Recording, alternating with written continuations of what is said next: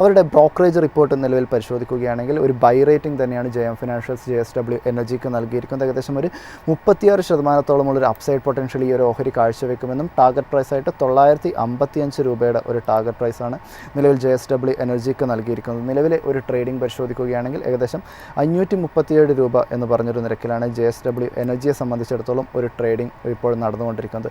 ഈ ഒരു investment thesis പരിശോധിക്കുകയാണെങ്കിൽ മറ്റൊക്കെ ഇതിൻ്റെ പുറകിലുള്ള റാഷണലും മറ്റൊക്കെ പരിശോധിക്കുകയാണെങ്കിൽ കമ്പനിയിൽ ഒരു വലിയ രീതിയിലുള്ള ഒരു ഗ്രോത്തും മറ്റുമൊക്കെ വിസിബിളായി കാണാൻ വേണ്ടി സാധിക്കുന്നു എന്നൊരു കാര്യം JM ഫൈനാൻഷ്യൽസ് ചൂണ്ടിക്കാണിക്കുന്നു. കൂടാതെ കമ്പനിയെ സംബന്ധിച്ചിടത്തോളം ഇപ്പോൾ കോൾ ടു ക്ലീൻ എനർജി എന്ന് പറയുന്ന ഒരു ട്രാൻസിഷൻ നടന്നുകൊണ്ടിരിക്കുകയാണ്.